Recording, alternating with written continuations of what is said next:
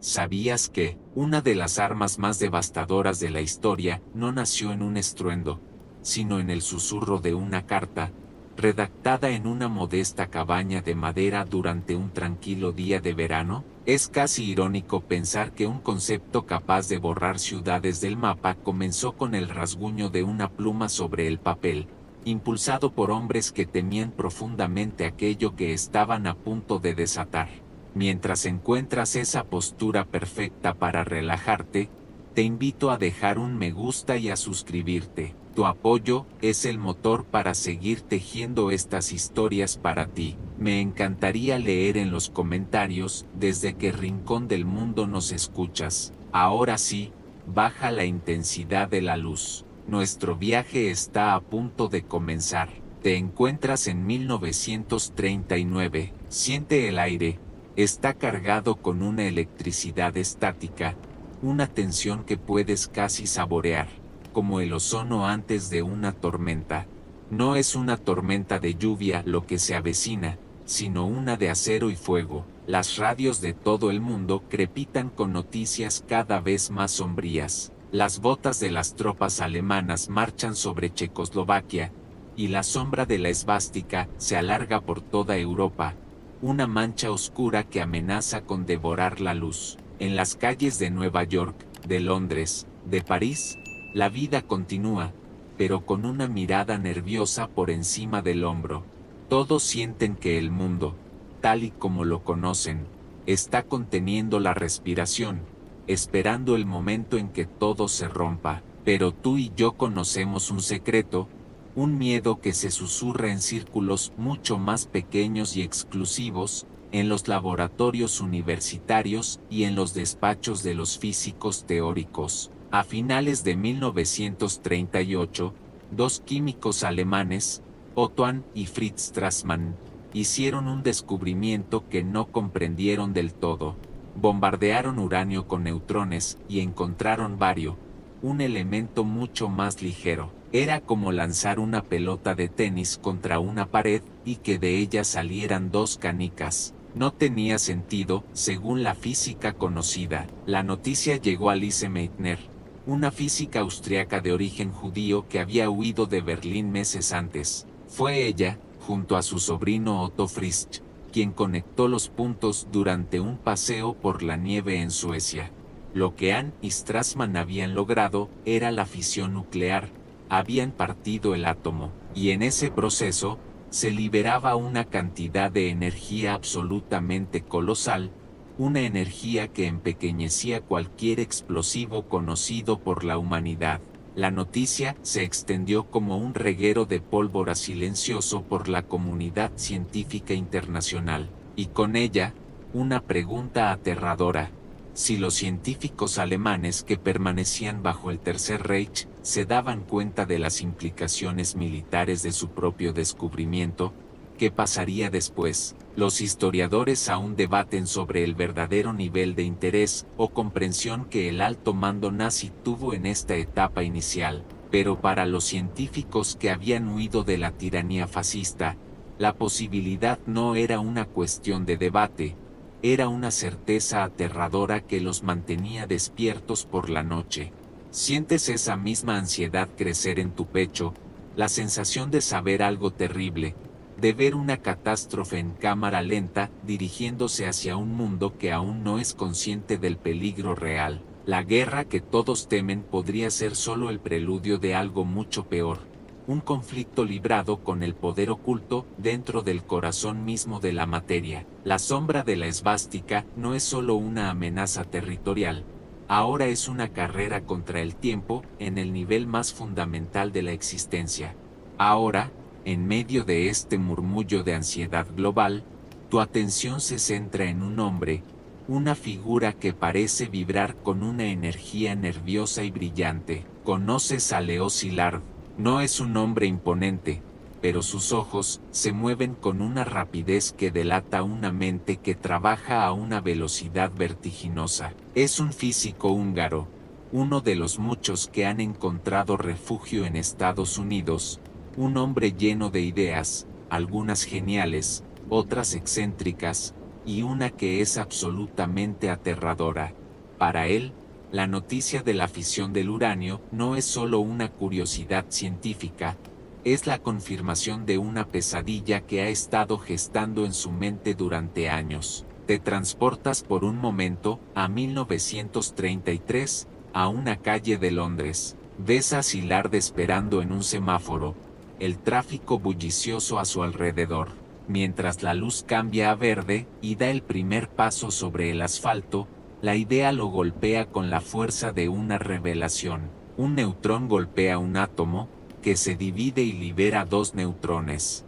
Esos dos neutrones golpean dos átomos más, que liberan cuatro neutrones. 4 se convierten en 8, 8 en 16, y así sucesivamente. Una reacción en cadena autosostenida. En ese instante, en medio del mundano acto de cruzar una calle, Szilard comprende el potencial para liberar energía a una escala nunca antes imaginada, y con ello, el potencial para crear una bomba de un poder apocalíptico. Esta idea lo obsesionó. De hecho, una de las curiosidades más extrañas de esta historia es que Szilard, en un acto de increíble previsión, patentó en secreto el concepto de la reacción en cadena nuclear en 1934 y se lo asignó al almirantazgo británico para mantenerlo fuera del alcance del público y, específicamente, de los oídos equivocados en Alemania. Era su secreto terrible. Ahora, en 1939, su teoría abstracta ha encontrado a su compañero de baile perfecto, el uranio. Él sabe, con una certeza que lo hiela por dentro, que si se puede crear una reacción en cadena con uranio, se puede construir la bomba, y sabe que los científicos que permanecen en Alemania saben exactamente lo mismo. Siente su paranoia, que ahora te parece más bien una lucidez aterradora. Lo ves deambular por los pasillos de la Universidad de Columbia, tratando de convencer a sus colegas, como el gran físico Enrico Fermi, de la necesidad de mantener en secreto sus investigaciones. Fermi, más pragmático, se muestra escéptico. Szilard se desespera, siente que está gritando una advertencia de incendio en un teatro lleno de gente que no solo no huele el humo, sino que lo encuentra un aroma interesante. Los historiadores aún debaten si su principal motor era el miedo a que los nazis la construyeran primero, o una profunda convicción de que solo Estados Unidos podría ser un custodio responsable de semejante poder, al menos temporalmente.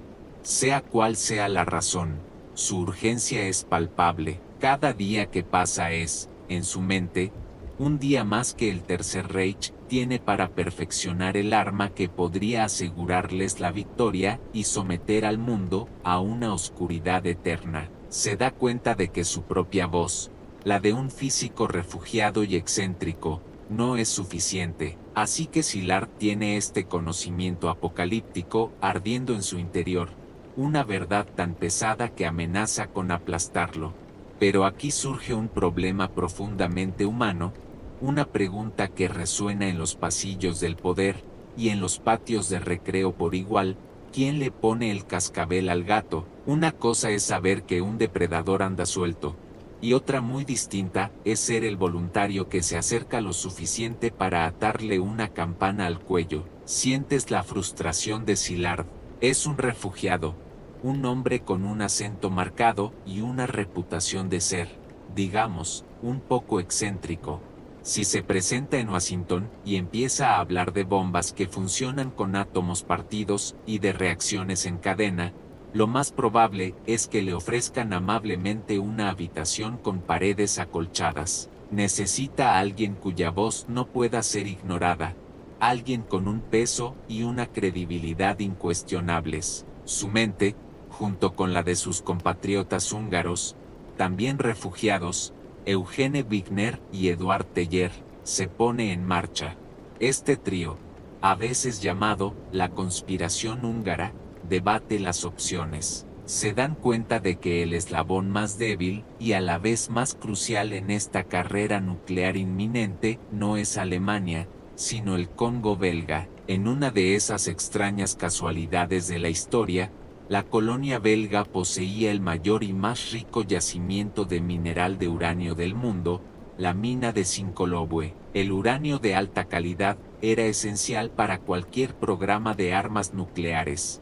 Su primer impulso, por tanto, no es advertir al presidente de Estados Unidos, sino a los belgas. No le vendan su uranio a Alemania, bajo ninguna circunstancia. Pero, ¿cómo llega un pequeño grupo de físicos refugiados al gobierno belga? Aquí es donde la historia da un giro. A través de la red de contactos de la comunidad científica, recuerdan un dato clave, una curiosidad poco conocida. Albert Einstein, el científico más famoso del mundo, era amigo personal de la reina madre Isabel de Bélgica. De repente, tienen una conexión, tienen un plan. El cascabel que necesitan colgar no está en Washington, sino en Bruselas, y la única persona que puede acercarse lo suficiente es Einstein. Ahora la misión cambia. Tienen que encontrar a Einstein y convencerlo de que use su influencia. Tú sigues a Szilard, ahora acompañado por el más diplomático y sereno Eugene Wigner, en su desesperada búsqueda. Es verano de 1939, y Einstein, como muchas otras personas, está de vacaciones. No saben exactamente dónde está, solo que alquiló una cabaña en algún lugar de Long Island. Te subes con ellos a ese coche, sintiendo el pegajoso calor del verano y la ansiedad palpable que llena el pequeño espacio. Conducen hacia Long Island con poca más información que un vago rumor. Los historiadores aún debaten sobre la mentalidad precisa de estos hombres en ese viaje en coche. ¿Era puramente un acto de defensa contra la tiranía nazi? ¿O había una parte de ellos, la parte del científico puro, que estaba irresistiblemente atraída por la posibilidad de ser los primeros en resolver este rompecabezas cósmico? El viaje se convierte en una odisea en miniatura, preguntando a la gente del lugar si han visto a un anciano de pelo alborotado y aspecto de profesor. Finalmente, tras algunas pesquisas, un niño les da la dirección. Se están acercando. El plan es simple: explicarle a Einstein la reacción en cadena, el peligro alemán, la conexión con el Congo belga y la necesidad de que él, y solo él, escriba a la reina. No tienen ni idea de que la conversación que están a punto de iniciar tomará un rumbo completamente diferente y mucho más trascendental. Finalmente, tras el vago indicio de un niño que juega en la calle, llegas a tu destino. No es una mansión, ni un laboratorio imponente. Te encuentras frente a una modesta cabaña de madera en Peconic, Long Island. El aire huele a sal marina y a pino, y el único sonido es el zumbido perezoso de los insectos en el calor del mediodía. Es un escenario de una tranquilidad casi insultante, considerando la conversación que está a punto de tener lugar en su porche. La puerta se abre, y allí está él, Albert Einstein. Pero no lo ves como el icono de las fotografías, no es la figura pública de pelo electrizado, lo ves como un hombre de 60 años, vestido con pantalones sencillos y sandalias, su rostro relajado y surcado por las arrugas de una vida de pensamiento profundo. Te invita a pasar, pero la conversación, por su gravedad y por el calor, se traslada al porche.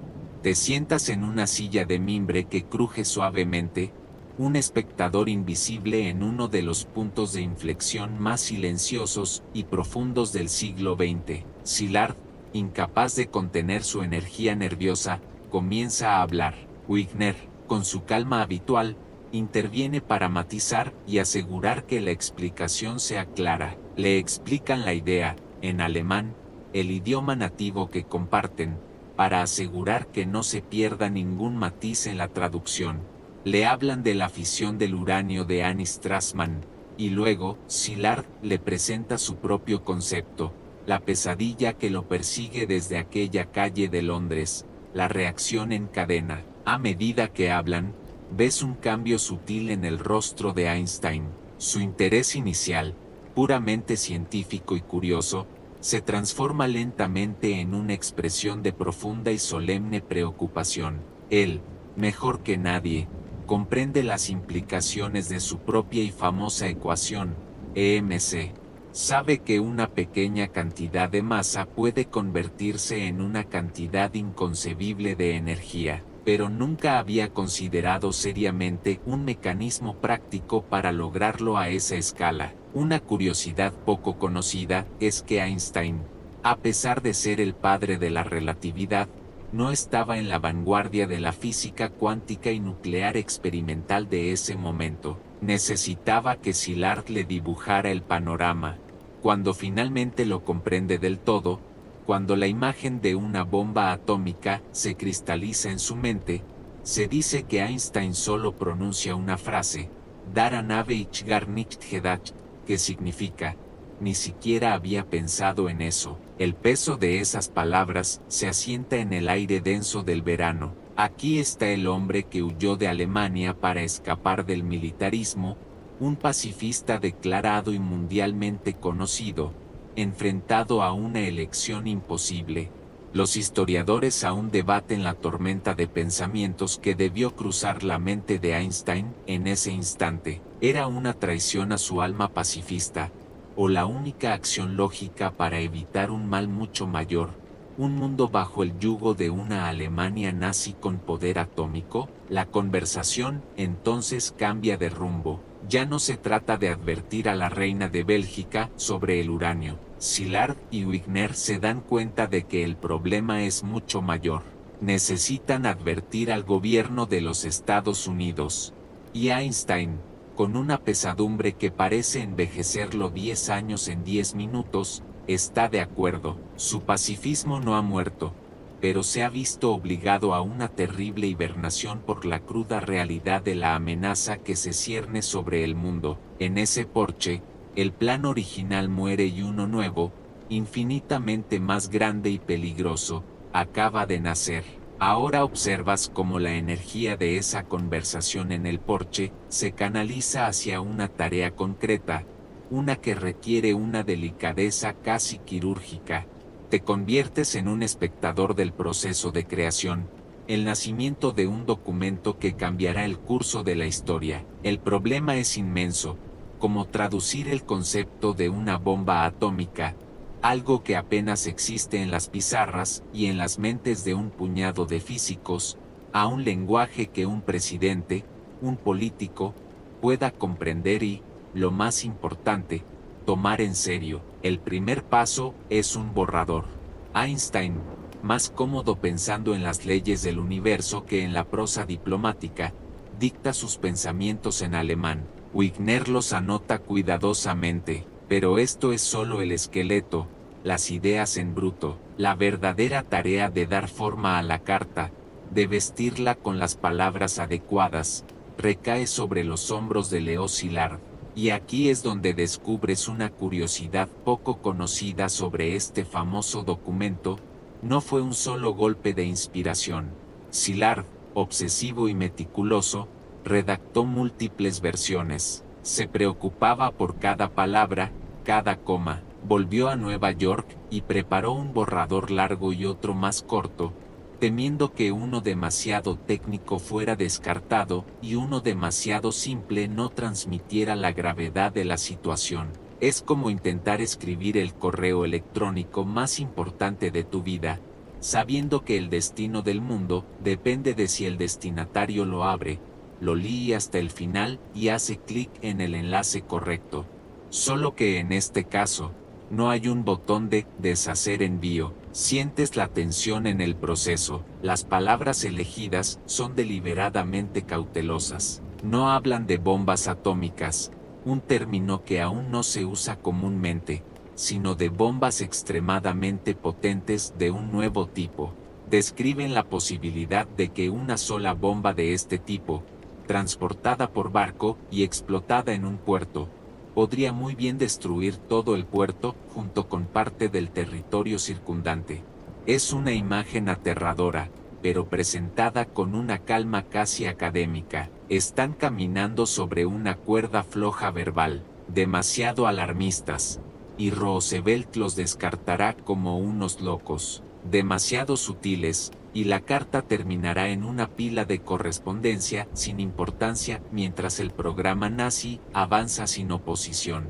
Los historiadores aún debaten el grado exacto de autoría de Einstein sobre el texto final. Si bien la carta no existiría sin su bendición y su firma, el lenguaje, la estrategia y la estructura fueron en gran medida obra de Szilard, con la ayuda de sus colegas húngaros, incluido Eduard Teller, quien más tarde sería conocido como el padre de la bomba de hidrógeno, y que fue llamado para que hiciera de chofer de Szilard en una segunda visita a Einstein para finalizar los detalles. Finalmente, el 2 de agosto de 1939, Szilard regresa a la cabaña de Long Island con la versión definitiva. Einstein la lee, asiente lentamente y la firma. Einstein, un nombre, una firma en la parte inferior de una página, que actúa como la llave que abre la puerta a la era atómica. El papel parece el mismo, la tinta es la misma, pero ahora, ese documento está cargado con un peso y una autoridad que no tenía minutos antes. La carta está lista, pero su viaje apenas comienza, la firma está seca.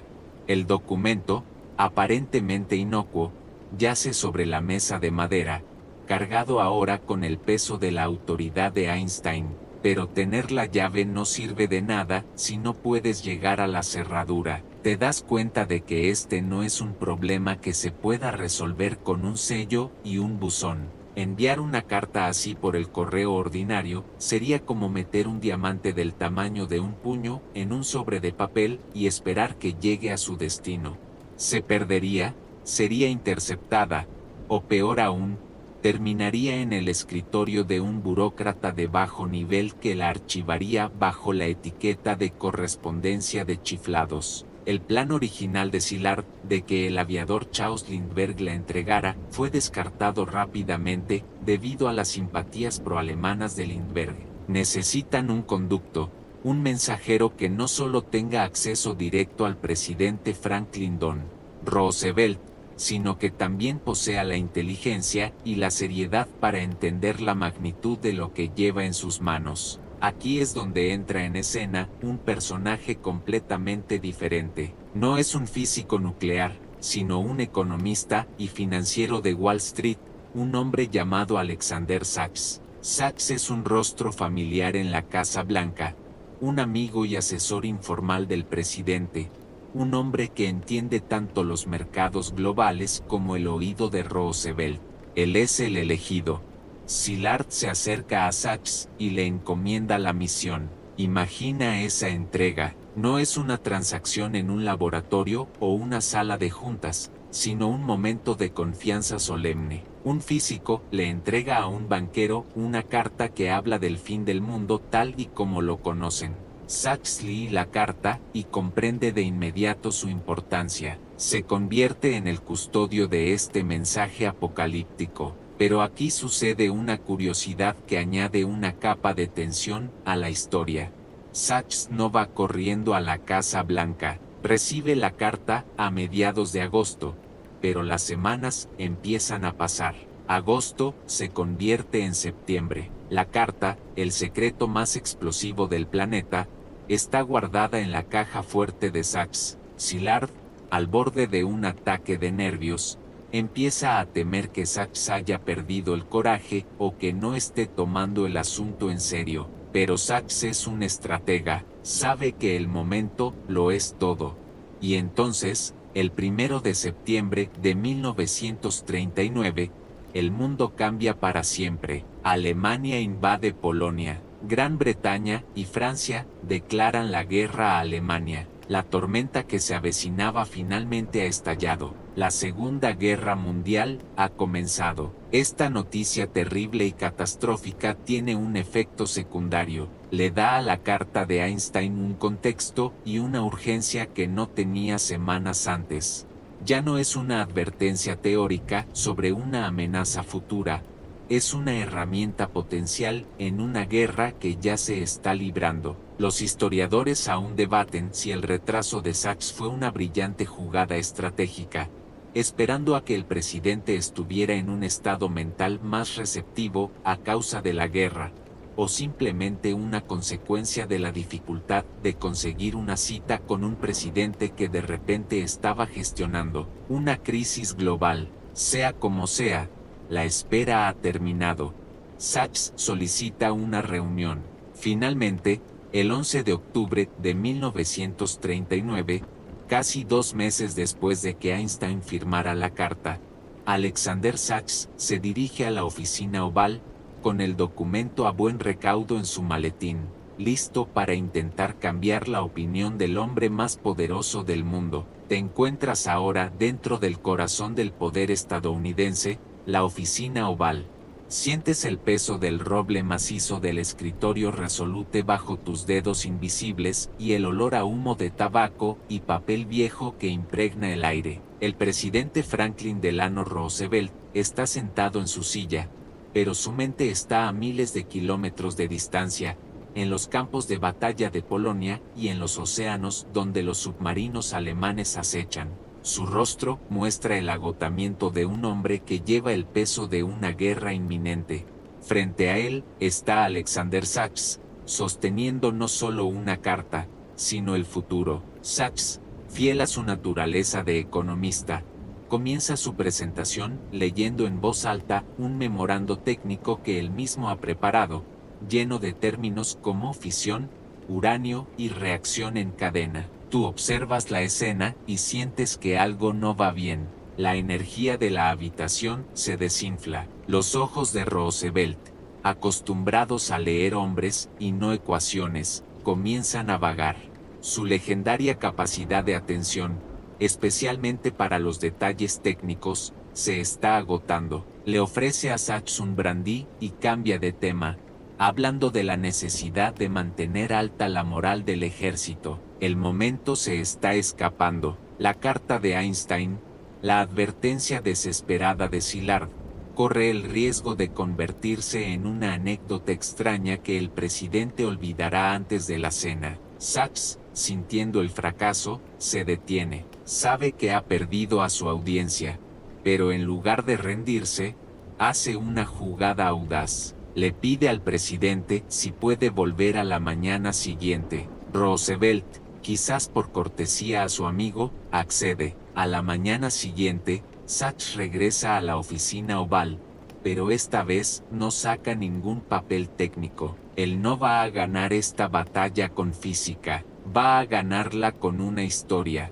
Se inclina hacia adelante y capta la atención del presidente. Le habla de un joven inventor estadounidense llamado Robert Fulton.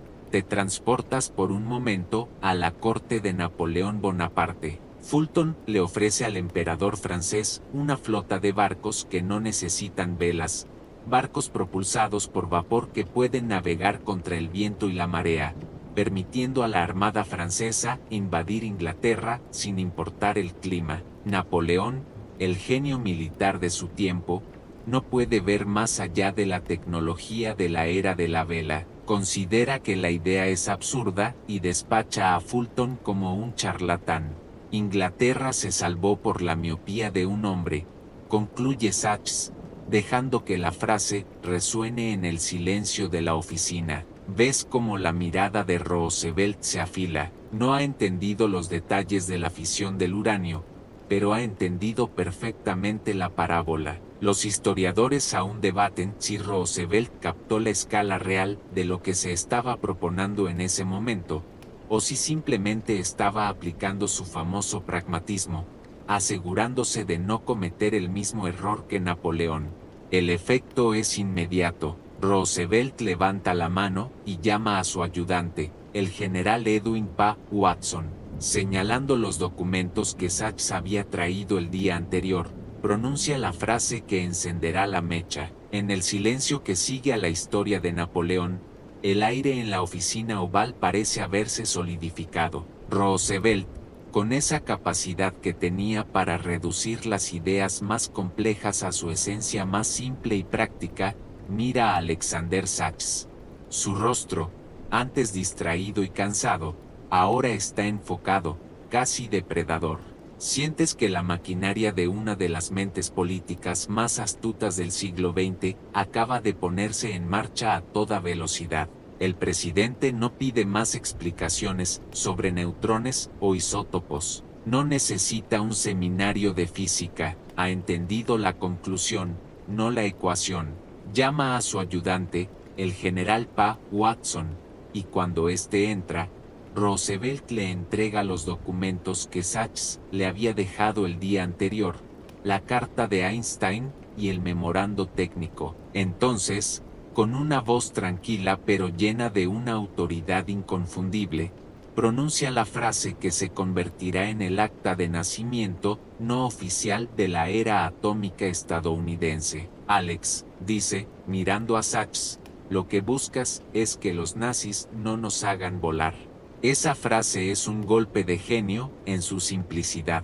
Destila todo el miedo, toda la física compleja, toda la ansiedad de los científicos refugiados en una orden clara y directa, una declaración de intenciones. No es una orden para construir una bomba, no todavía, es una orden para investigar, para asegurarse de que Estados Unidos no se quede atrás, para evitar el escenario de pesadilla que la anécdota de Napoleón había pintado tan vívidamente. El general Watson toma los papeles y Roosevelt añade, esto requiere acción. 3 palabras. Con esas 3 palabras, el gobierno de los Estados Unidos, oficialmente y por orden de su comandante en jefe, entra en la carrera nuclear. Sientes una liberación de la tensión que se había acumulado. El cascabel ha sido puesto, la advertencia ha sido escuchada, pero también sientes el comienzo de una nueva tensión, una mucho más grande y pesada. La puerta se ha abierto. Lo que comenzó como la idea paranoica de un físico en una calle de Londres, y luego se convirtió en una conversación en un porche de Long Island, ahora es un asunto de Estado. Una curiosidad interesante es que, a pesar de la orden directa de Roosevelt, la maquinaria gubernamental reaccionó con una lentitud que desesperaría a Szilard en los meses siguientes. La acción inmediata fue la creación de un comité, el primer paso burocrático en cualquier gran empresa gubernamental.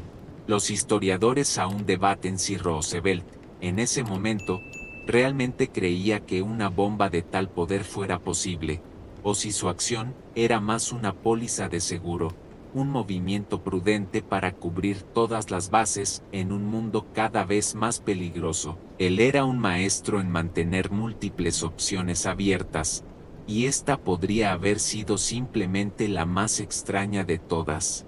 Sales de la oficina oval, dejando atrás al presidente con el peso de la guerra en Europa sobre sus hombros, ahora con un nuevo secreto añadido a la carga. La decisión ha sido tomada, la frase ha sido pronunciada, y aunque nadie en esa habitación podía imaginar la escala de lo que acababan de poner en movimiento, el eco de esa simple orden, que los nazis no nos hagan volar, resonaría a través de las décadas, dando forma no solo al resultado de la guerra, sino a la propia naturaleza del poder y la supervivencia humana en el planeta Tierra. La orden de Roosevelt, esto requiere acción, resuena en tus oídos con el peso de la historia, pero ahora vas a descubrir una verdad universal, que entre la orden de un rey y el movimiento de sus ejércitos siempre hay un pantano de burocracia. La acción inmediata que se produce no es la construcción de laboratorios secretos ni el reclutamiento de ejércitos de científicos. La acción es la formación de un comité. Te encuentras ahora frente al comité asesor sobre el uranio. Suena importante, pero la realidad es mucho más modesta. Al frente de este comité se encuentra un hombre llamado Lyman Briggs, el director del National Bureau of Standards. Imagínalo, es el arquetipo del burócrata de carrera, un hombre prudente, metódico y, sobre todo, increíblemente cauteloso. No es un hombre que tome riesgos, es un hombre que los archiva en triplicado. La primera reunión del comité se celebra el 21 de octubre de 1939. En la sala están Briggs, algunos oficiales militares, y por supuesto, el trío de húngaros, Szilard, Wigner y Teller, vibrando con una impaciencia apenas contenida. Los científicos exponen su caso, hablando de la posibilidad de una reacción en cadena y de la necesidad urgente de investigar con grafito para ralentizar los neutrones. La respuesta es tibia. Uno de los oficiales militares presentes, el coronel Keith Adamson, se burla de la idea de una bomba explosiva, diciendo que las guerras no se ganan con armas secretas, sino con la moral de los soldados. Sientes la sangre subir al rostro de Szilard. Después de meses de ansiedad, de conseguir la firma de Einstein y la atención del presidente, se enfrenta a un muro de escepticismo y complacencia. El resultado de esta primera reunión es la concesión de un presupuesto inicial de $6,000. 6,000. Piensa en esa cifra, es menos de lo que cuesta un coche de segunda mano hoy en día, y esa fue la suma asignada para investigar el arma que definiría el futuro del planeta. Una curiosidad que ilustra perfectamente esta fase de lentitud es el destino de los informes del comité. Briggs, en un acto de cautela extrema, toma los informes que detallan el potencial de la energía nuclear y la urgencia de la investigación, y los guarda bajo llave en su caja fuerte. No los distribuye.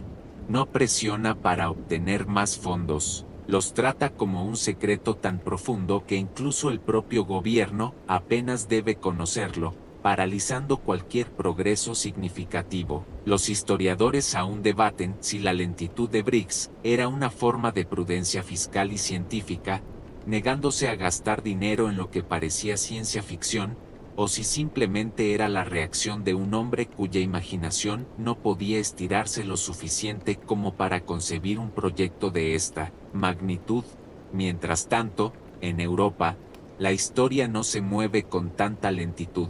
La guerra de broma termina. Los tanques nazis atraviesan las Ardenas. Dinamarca y Noruega caen. En junio de 1940, París, la ciudad de la luz, es ocupada por el ejército alemán. La amenaza que Szilard tanto temía se está materializando a una velocidad aterradora, y en Washington, el informe que podría ser la clave para contrarrestarla, duerme tranquilamente en la caja fuerte de un burócrata. La brecha entre la urgencia de los científicos y la inercia del gobierno se está convirtiendo en un abismo. Sientes la desesperación de Szilard y sus colegas como una nota discordante y constante bajo la melodía sombría de la guerra. Los $6,000 se han gastado. Los experimentos han demostrado que la teoría es sólida, pero el proyecto sigue estancado en el lodo de la burocracia del Lehman Briggs.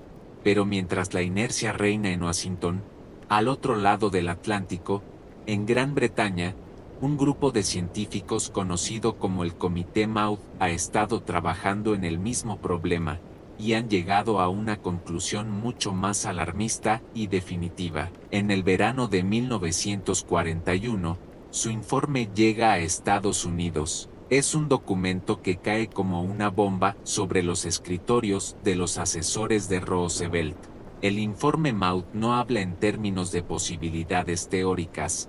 Afirma con una confianza escalofriante que una bomba de uranio es factible y que podría estar lista en tan solo 2 años. De repente, el letargo se rompe. La amenaza ya no es una hipótesis de un grupo de refugiados húngaros.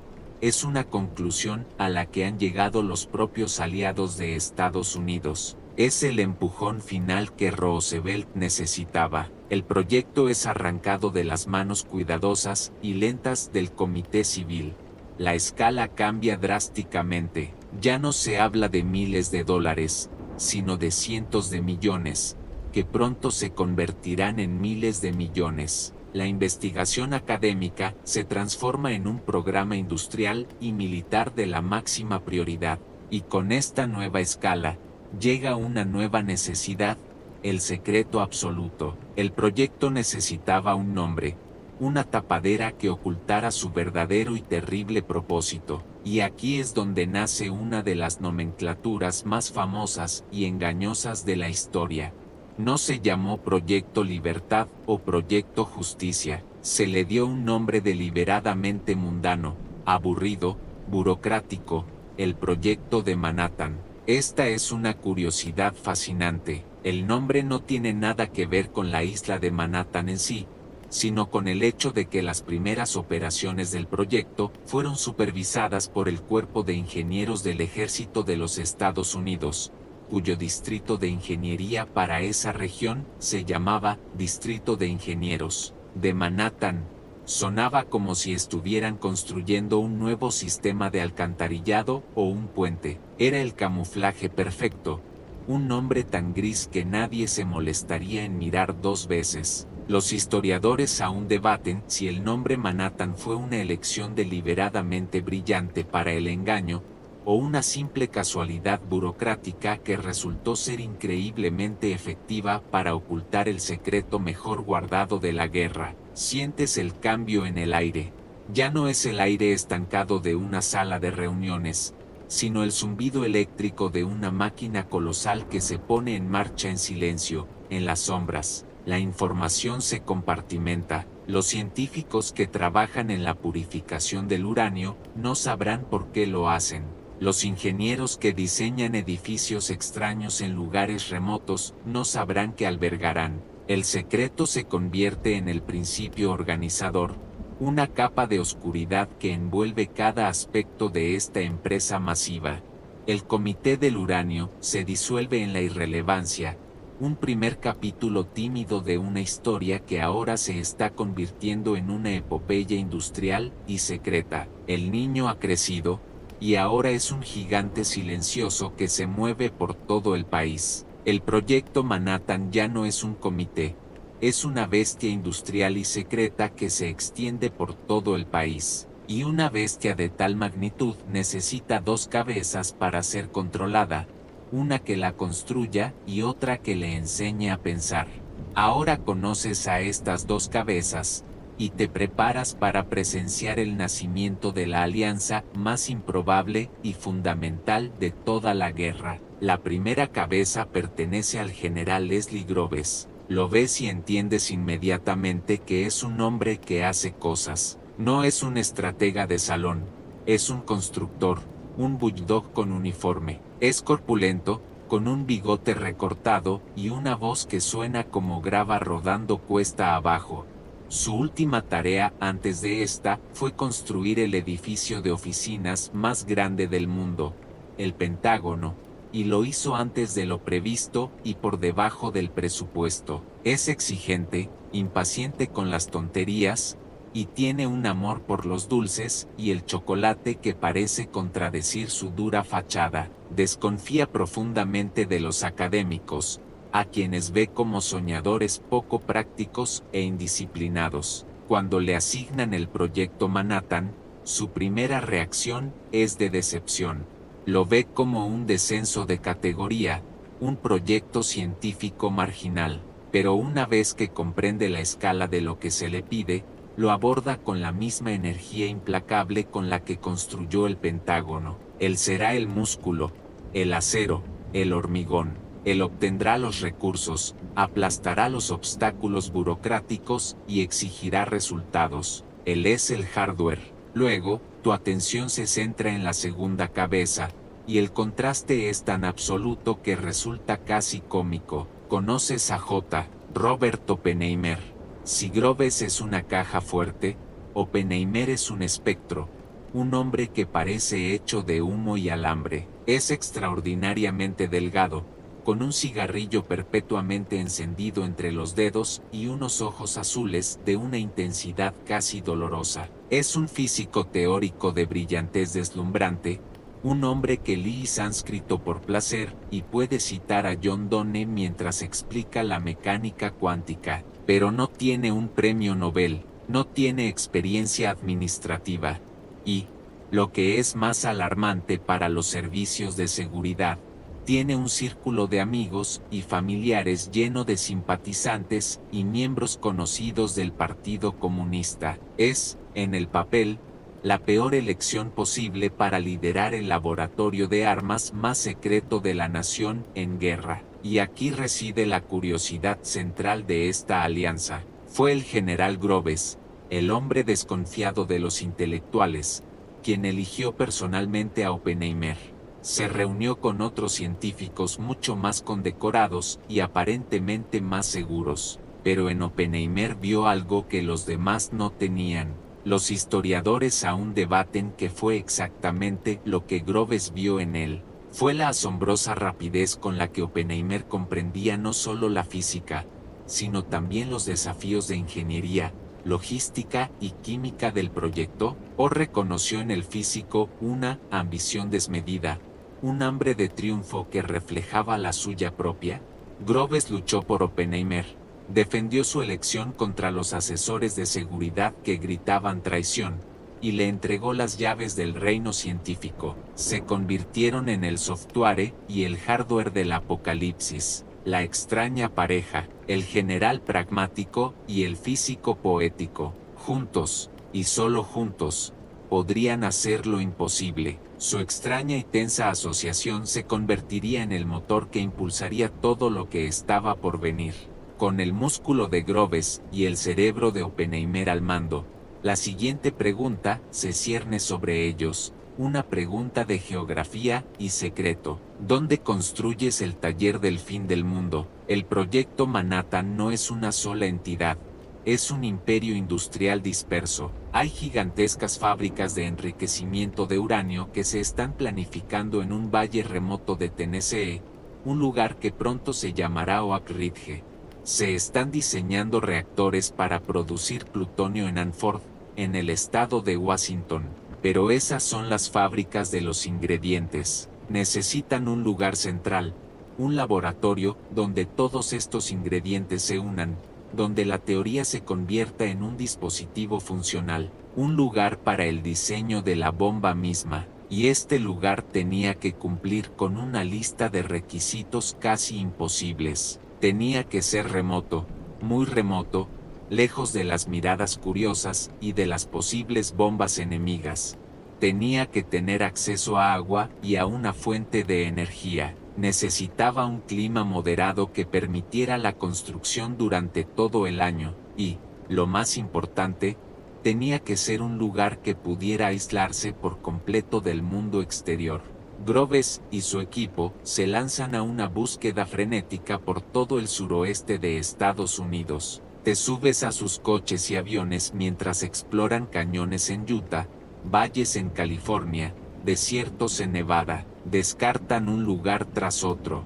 Uno está demasiado cerca de una ciudad, otro no tiene suficiente agua, un tercero es demasiado accesible. La búsqueda se vuelve frustrante, el reloj avanza, y cada día que pasa es un día perdido en la carrera contra los nazis. Es entonces cuando Oppenheimer hace una sugerencia. Él conoce un lugar que ama, un lugar de su pasado que, por una extraña coincidencia del destino, podría ser la clave de su futuro. Le habla a Groves de una meseta remota en el norte de Nuevo México, a unos 50 kilómetros de Santa Fe. Se llama Pajarito Plateau. Oppenheimer conoce esta tierra íntimamente. Años atrás, cuando era un joven frágil que se recuperaba de una enfermedad, sus padres lo enviaron a un rancho escuela para niños cerca de esa zona. Cabalgó por esas mesetas, durmió bajo esas estrellas y desarrolló un profundo amor por la belleza austera y salvaje del paisaje. Una curiosidad de esta historia es que la ubicación inicial propuesta por Oppenheimer no era exactamente Los Álamos, sino un lugar cercano llamado Gem Springs. Cuando Groves fue a inspeccionarlo, lo odió. El cañón era estrecho, propenso a inundaciones, y se sentía claustrofóbico. Parecía otro callejón sin salida. Los historiadores aún debaten sobre ese momento de tensión. Fue una prueba de Groves a Oppenheimer, para ver cómo reaccionaba ante la presión y el rechazo de su idea inicial, ¿O fue simplemente la opinión honesta de un ingeniero práctico? Decepcionados, estaban a punto de marcharse cuando Oppenheimer, como última opción, sugirió que echaran un vistazo a otra meseta cercana, donde se encontraba la Los Alamos Ranch Chool, la misma escuela que él había conocido en su juventud. Condujeron por un camino sinuoso y peligroso hasta la cima de la meseta, y cuando llegaron, Groves supo al instante que habían encontrado su lugar.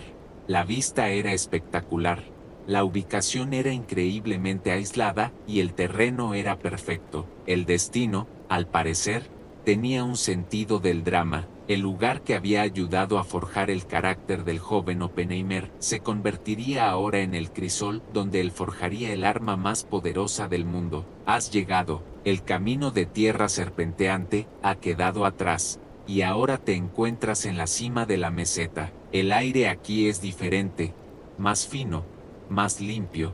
Un silencio profundo lo envuelve todo, roto solo por el silbido del viento que atraviesa los pinos ponderosa. Frente a ti se extiende un paisaje de una belleza desgarradora. Al este, el valle del Río Grande se despliega como un mapa, y más allá, las montañas Sangre de Cristo se tiñen de rojo con la luz del atardecer. Estás en Los Álamos, Nuevo México, pero en este momento, no es el nombre que asocias con la historia. Es solo un puñado de edificios de madera rústica que componen la Los Alamos Ranch Chool, una institución para niños de familias adineradas que necesitaban un poco de endurecimiento al estilo del viejo oeste. El general Groves mira a su alrededor, y a diferencia de Gem Springs, aquí sus ojos no ven problemas, sino soluciones.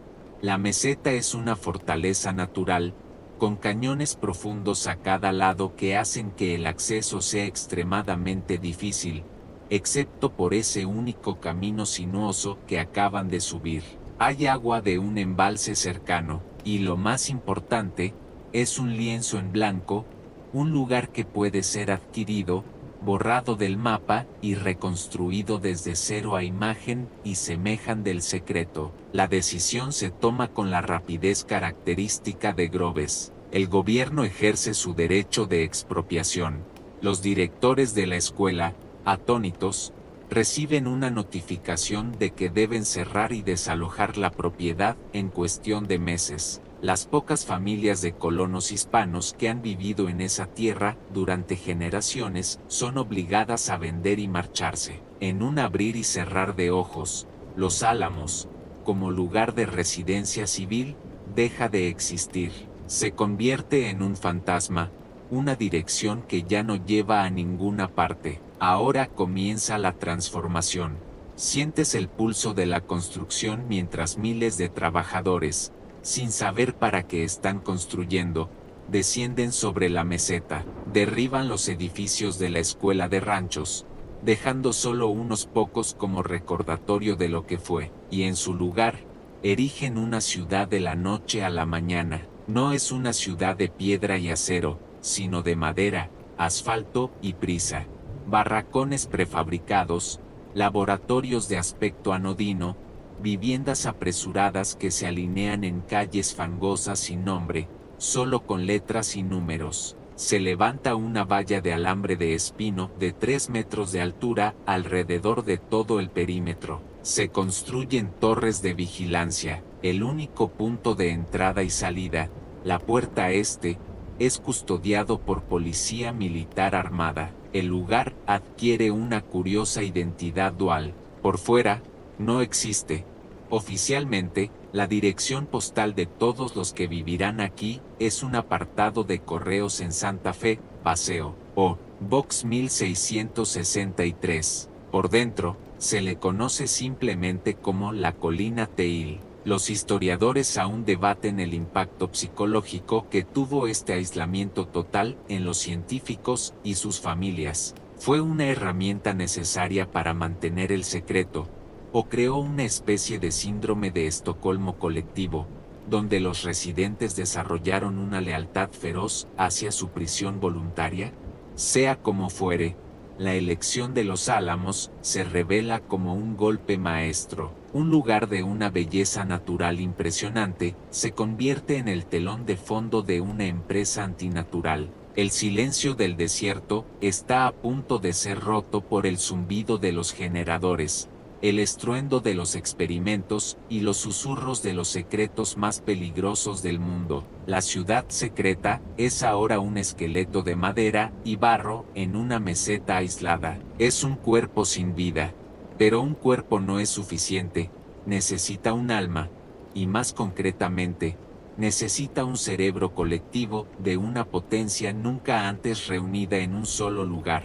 Y para ensamblar ese cerebro, el proyecto necesita a su principal reclutador. Ahora ves a Robert Oppenheimer en su nuevo papel, uno que parece contradecir su naturaleza de teórico introvertido. Se convierte en un vendedor ambulante, un predicador, un profeta de una nueva era de la física, embarcado en una misión de seducción científica a escala nacional. Lo acompañas en sus viajes, sintiendo el cuero desgastado de los asientos del tren y el aire cargado de los pasillos silenciosos de las universidades más prestigiosas del país: Princeton, Berkeley, Columbia, Chicago. Su objetivo, los físicos, químicos y matemáticos más brillantes del mundo. Hombres que eran estrellas en sus propios universos académicos, como Hans Bethe, Robert Bacher, Victor Weisskopf o un joven y brillante Richard Feynman. La tarea de Oppenheimer es casi absurda. Imagina que llama a tu puerta. No puede ofrecerte un salario competitivo, no puede prometerte fama. De hecho, te exige un anonimato absoluto, y lo más difícil de todo, no puede decirte exactamente en qué vas a trabajar.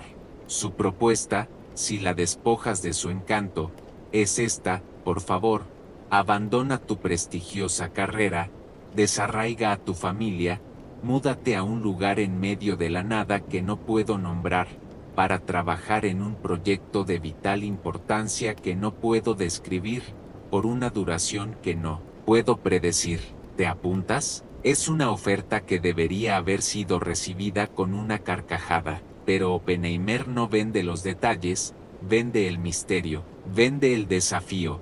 En sus conversaciones, en habitaciones cerradas y con voz baja, insinúa la naturaleza del problema. No lo describe, pero perfila su silueta, lo presenta como el problema de física más profundo, desafiante y consecuente de la historia. Una curiosidad de su método de reclutamiento es que rara vez apelaba directamente al patriotismo. En cambio, apelaba al ego y al intelecto. Hacía que cada científico sintiera que él, y solo él, poseía la pieza exacta del rompecabezas que faltaba. Lo ves en acción, con sus penetrantes ojos azules y la intensidad de un hombre que ya vive en el futuro.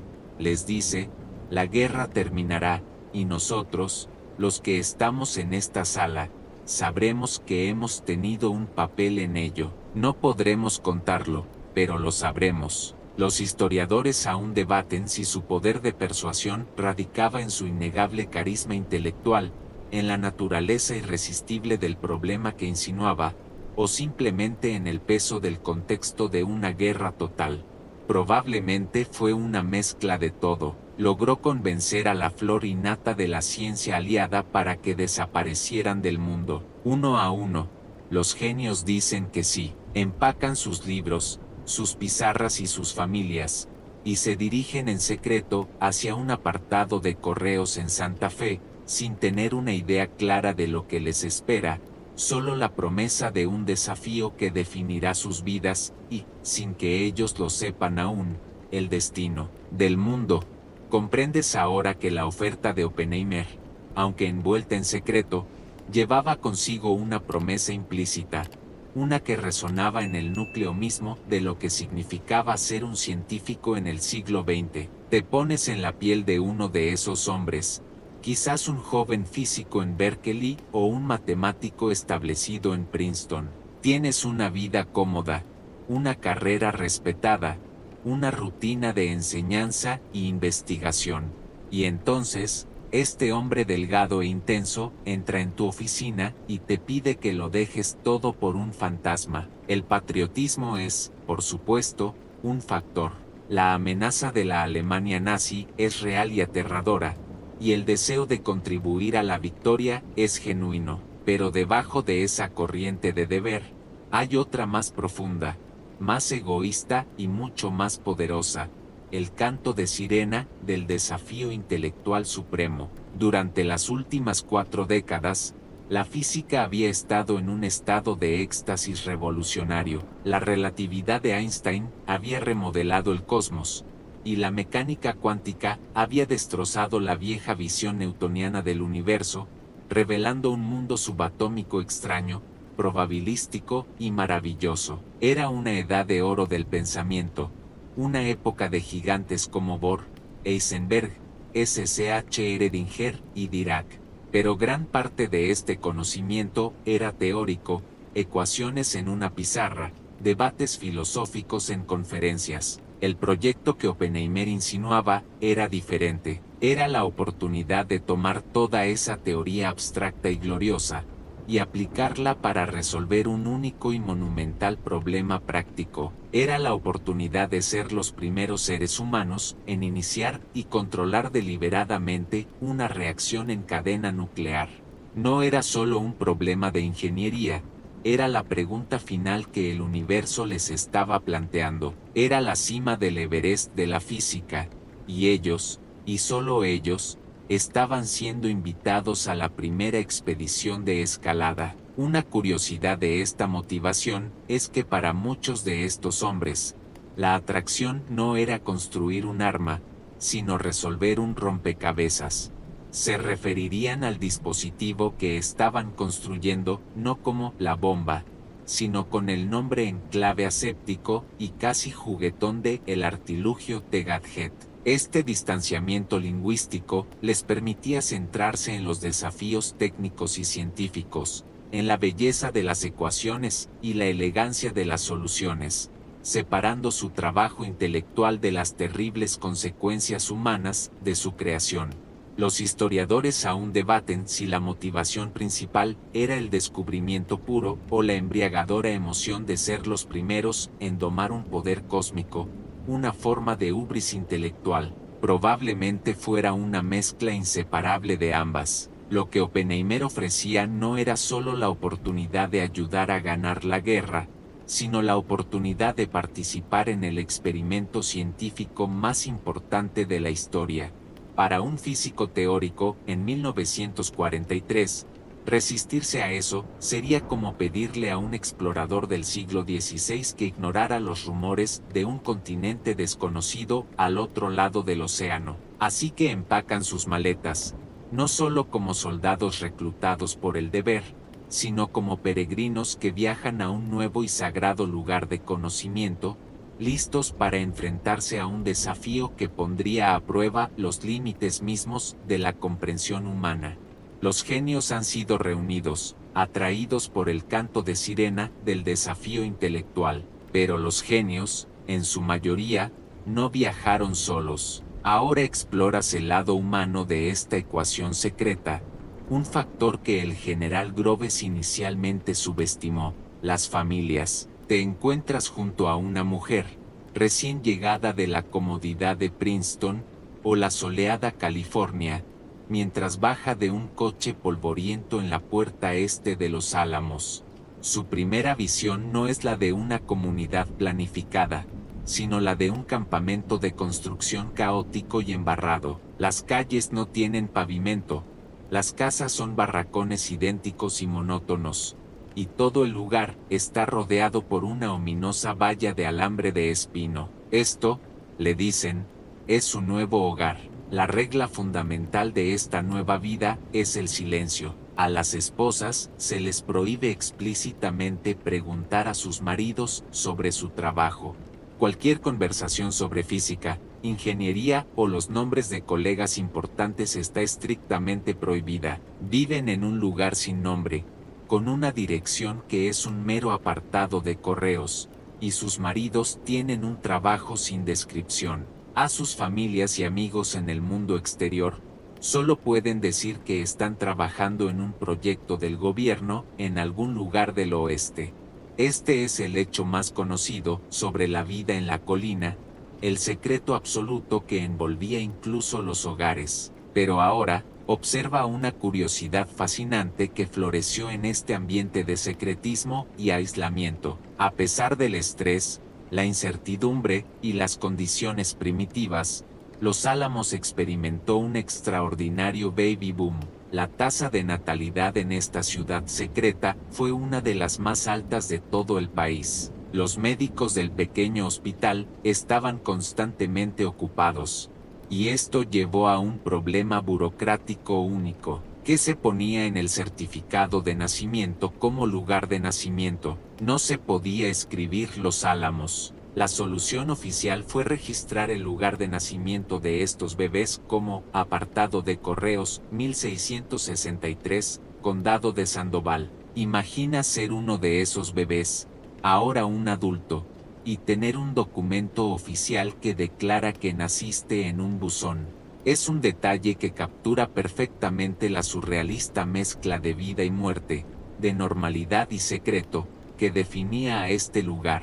Ves a estas mujeres, muchas de ellas profesionales educadas y brillantes por derecho propio, enfrentarse al desafío de crear una comunidad de la nada. Organizan cenas, grupos de teatro, excursiones a las hermosas montañas circundantes, y fiestas que se hicieron legendarias por su intensidad, impulsadas por el alcohol y la necesidad de liberar la tensión acumulada.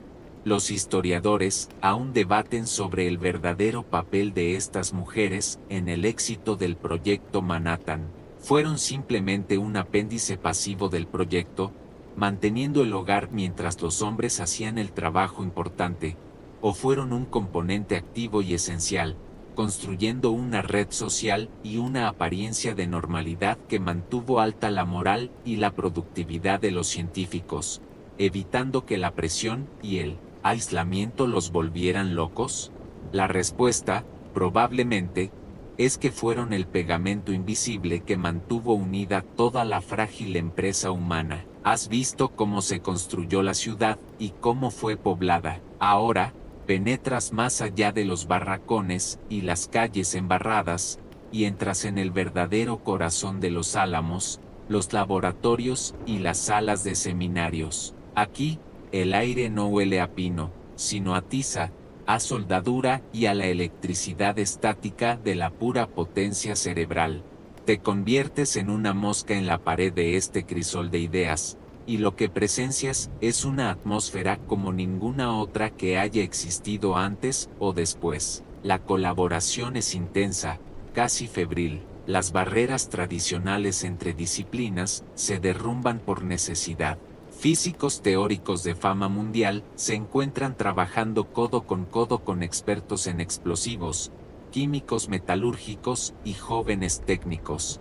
Un problema que surge en el laboratorio de química por la mañana puede ser resuelto en una pizarra por un matemático después del almuerzo y probado por un ingeniero esa misma noche. Oppenheimer, como director, fomenta esta polinización cruzada. Organiza coloquios semanales donde todo el laboratorio se reúne para discutir los avances y los obstáculos. Es el catalizador, moviéndose de una reunión a otra, absorbiendo, cuestionando y sintetizando información a una velocidad asombrosa.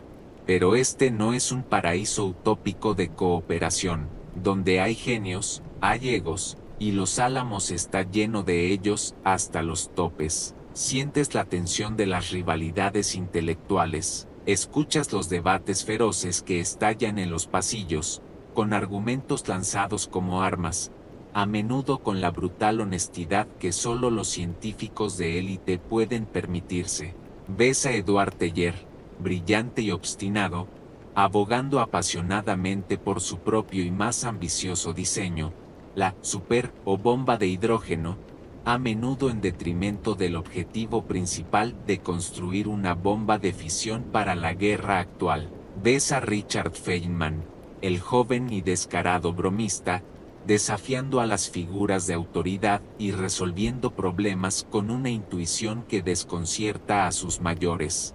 Una curiosidad poco conocida de esta intensa atmósfera era el pasatiempo favorito de Feynman, abrir cajas fuertes. Descubrió que los científicos, tan brillantes en sus campos, eran descuidados con la seguridad física, dejaban las cajas fuertes con la combinación de fábrica o escribían las combinaciones en lugares obvios. Feynman se dedicó a abrir todas las cajas fuertes que podía, dejando notas burlonas en su interior para demostrar la vulnerabilidad del sistema, una metáfora perfecta de su enfoque para resolver problemas científicos, encontrar la puerta trasera que nadie más había visto. Los historiadores aún debaten si fue el genio individual de hombres como Oppenheimer, Bethe o Fermi lo que hizo posible el proyecto, o si fue el efecto Los Álamos, la sinergia creada por la colisión y la fusión de tantas mentes brillantes en un entorno tan aislado y presurizado. La verdad es que fue ambas cosas. El lugar se convirtió en un acelerador de partículas para las ideas.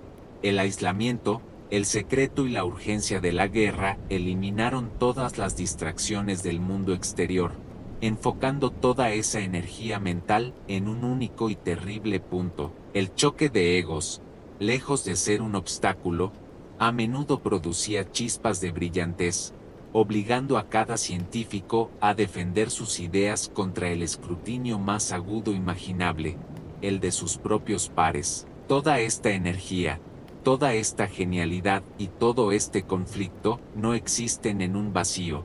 El crisol presurizado de Los Álamos está siendo calentado por una llama externa, una llama de miedo puro y constante. Sobre cada cálculo, sobre cada experimento, se cierne una pregunta gigantesca y aterradora, una amenaza fantasma que es la verdadera razón de ser de este lugar. ¿Qué tan cerca están los alemanes? Tú sientes esa paranoia como una corriente eléctrica de bajo voltaje que recorre toda la meseta.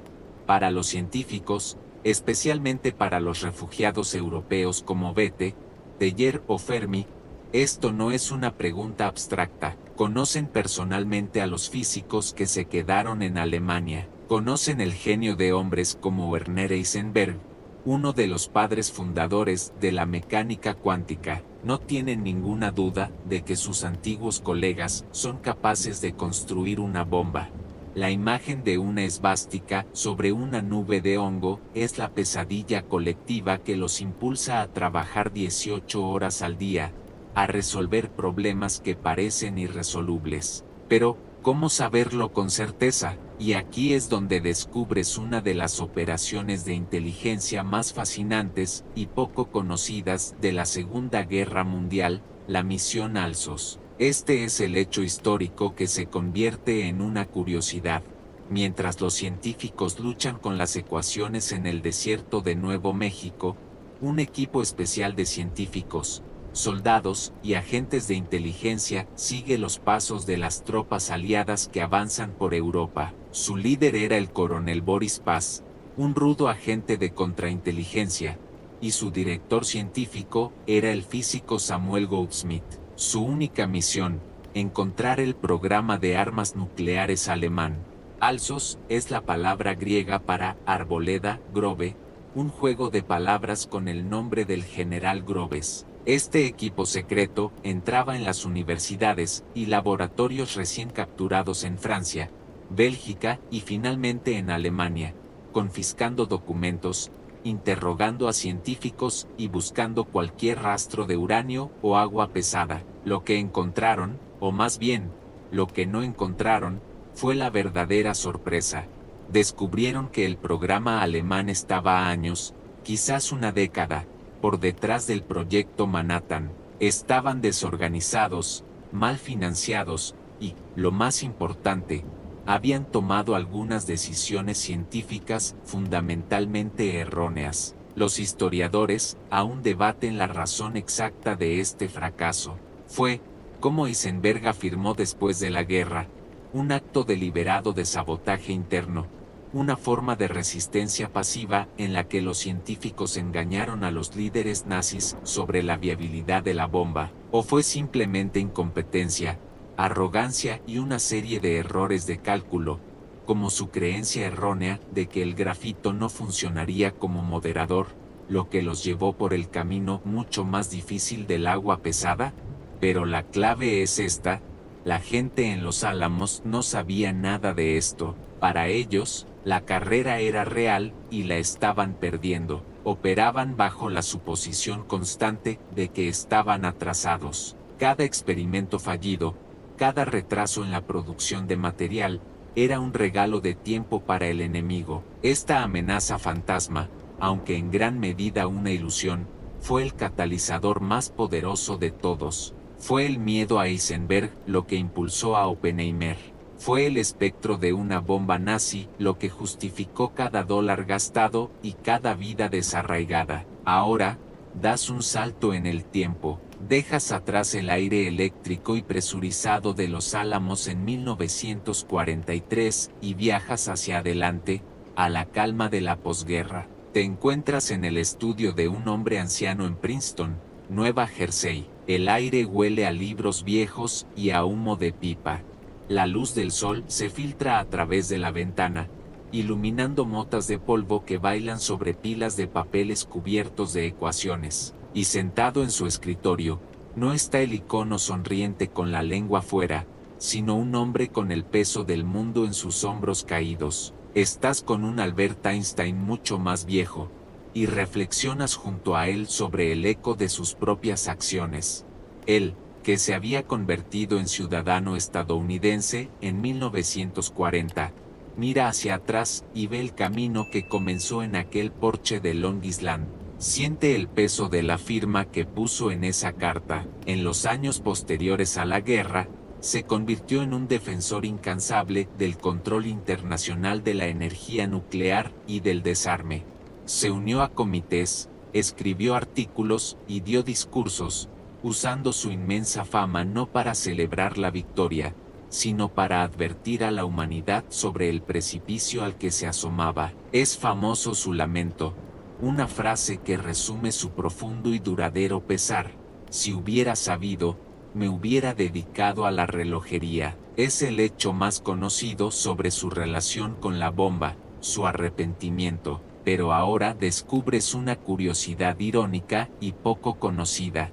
Mientras Einstein hacía campaña públicamente por la paz, el gobierno al que había ayudado a armar lo veía con profunda sospecha. El FBI, bajo la dirección de J. Edgar Hoover, acumuló un archivo secreto sobre el que al final tendría más de 1400 páginas. Lo vigilaban, intervenían sus teléfonos y leían su correo. El hombre que había alertado a Roosevelt sobre la amenaza nazi era considerado un riesgo para la seguridad nacional debido a sus ideas pacifistas y socialistas.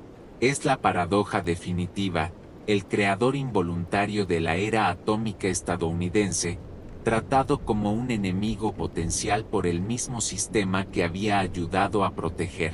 Los historiadores aún debaten si la carta de Einstein fue realmente el factor decisivo para Roosevelt, o si simplemente aceleró un proceso que ya era inevitable dado el contexto científico y político de la época.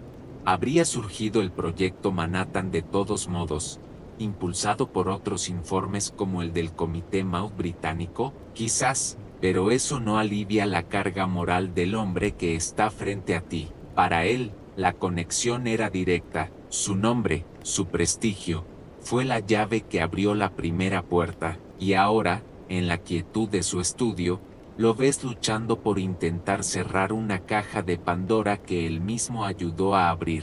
Su lucha contra la proliferación nuclear se convirtió en la última gran batalla de su vida, una batalla librada con la misma pluma que había firmado aquella fatídica carta, una batalla que, en gran medida, sabía que no podría ganar. Este tormento futuro, esta carga de arrepentimiento, es completamente desconocido para los hombres y mujeres que ahora se reúnen en el desierto, listos para comenzar su trabajo. Y así, Te encuentras en la quietud expectante que sigue a la creación. La ciudad imposible existe, los martillos han dejado de sonar, y el polvo de la construcción se ha asentado, revelando un lugar que no debería existir, un pueblo de barracones y laboratorios precarios aferrado a una meseta remota, suspendido entre el cielo azul profundo y la tierra roja del desierto. Es un lugar que vibra, no con el ruido de las máquinas, sino con la energía contenida de cientos de las mentes más brillantes del planeta, ahora reunidas bajo un mismo cielo silencioso. La semilla ha sido plantada en este suelo secreto. La primera gran fase, la logística de lo imposible, está completa, pero ahora, en el silencio de los laboratorios recién terminados y en las pizarras en blanco que esperan ser llenadas, comienza el verdadero trabajo. El objetivo es claro: transformar la teoría esotérica de la fisión nuclear en un dispositivo práctico y transportable. Deben construir el artilugio. Este es el hecho conocido, el propósito que los une a todos. Desde el principio, se dan cuenta de que no hay un solo camino hacia esta meta, sino dos, ambos llenos de incertidumbres. Aquí descubres la curiosidad que definirá la carrera dentro de la carrera. El primer camino es el del cañón. Es un concepto relativamente simple: disparar una masa de uranio 235 contra otra para alcanzar la masa crítica. Es un método que parece fiable, casi seguro que funcionará si consiguen suficiente uranio. El segundo camino es mucho más oscuro y complejo, el de la implosión. Este método utilizaría un nuevo elemento artificial, el plutonio, rodeado de explosivos convencionales que deben detonar con una simetría perfecta para comprimir el núcleo y desatar su energía. Es un desafío de ingeniería tan formidable que muchos lo consideran imposible. Sin embargo, es potencialmente mucho más eficiente. El laboratorio se divide, persiguiendo ambos caminos simultáneamente, una apuesta en dos frentes contra el tiempo y la física. Los historiadores aún debaten sobre la naturaleza del liderazgo de Oppenheimer en este momento crítico. Fue desde el principio un director visionario que orquestó magistralmente esta doble apuesta, o fue su gestión inicialmente caótica, un intento desesperado de explorar todas las opciones ante la inmensidad de lo desconocido, encontrando su equilibrio como líder solo a través del proceso de prueba y error. Lo que es innegable es que la verdadera batalla acaba de empezar, una batalla de ecuaciones, experimentos fallidos y destellos de genialidad. En el silencio del desierto de Nuevo México, el laboratorio más secreto del mundo había nacido, pero reunir a los genios era la parte fácil. Ahora, enfrentaban un desafío que no solo pondría a prueba los límites de la ciencia, sino también el alma de quienes lo lideraban. Y así, la semilla de esa idea, nacida en la mente de un físico preocupado y formalizada en una carta firmada por un pacifista atormentado, ha encontrado finalmente su tierra en el desierto solitario. Nuestro viaje por los orígenes silenciosos de este proyecto monumental llega a su fin por hoy, dejando a nuestros protagonistas en el umbral de su verdadero desafío. Pero ahora, la intensidad de esa historia comienza a desvanecerse, como las últimas brasas de una hoguera que se apaga lentamente bajo un manto de estrellas. Siente como el ritmo de la narración se ralentiza. Cada palabra es ahora una invitación a una calma más profunda. Deja que el peso de los secretos, las ecuaciones y las decisiones históricas se disuelva en el aire tranquilo de tu habitación. Imagina que el viento que soplaba sobre la meseta de los Álamos ahora susurra suavemente a través de tu ventana, llevando consigo no la tensión de la guerra, sino la serenidad intemporal del paisaje del desierto. Es un viento que ha visto pasar civilizaciones y que seguirá soplando mucho después de que nuestras propias preocupaciones se hayan desvanecido. Tu mente, que ha viajado a través del tiempo y ha sido testigo de conversaciones que cambiaron el mundo, ahora puede regresar a casa, al santuario de tu propio espacio. Permite que tus pensamientos se vuelvan más ligeros, como plumas flotando en una corriente suave. Ya no hay problemas que resolver ni decisiones que tomar. La única tarea que tienes ahora es la de relajarte, la de permitir que tu cuerpo se sienta pesado y seguro en la comodidad de tu cama. Cada respiración que tomas es un ancla que te sujeta al momento presente, a esta isla de paz que has creado para ti. Siente cómo la calma asciende desde los dedos de tus pies, suavizando cada músculo a su paso, liberando la tensión de tus tobillos, tus pantorrillas y tus rodillas. La quietud fluye hacia arriba, relajando tu espalda, permitiendo que se hunda más profundamente en el colchón. Tus hombros se liberan de cualquier carga que hayan llevado, y tus brazos se sienten agradablemente pesados a tus costados. La historia del día ha terminado. Los personajes de nuestro relato, con sus miedos y sus ambiciones, se retiran a las sombras de la historia, permitiéndote a ti ocupar el centro del escenario, un escenario de tranquilidad y descanso profundo. El único sonido ahora es el de tu propia respiración, un ritmo constante y tranquilizador, la banda sonora de tu viaje hacia el sueño. Te encuentras ahora en un lugar seguro, un espacio donde solo existen la calma y la comodidad, un puerto seguro donde tu mente y tu cuerpo pueden recargarse. El viaje ha terminado, y el descanso ha comenzado. Fin. Dulces sueños.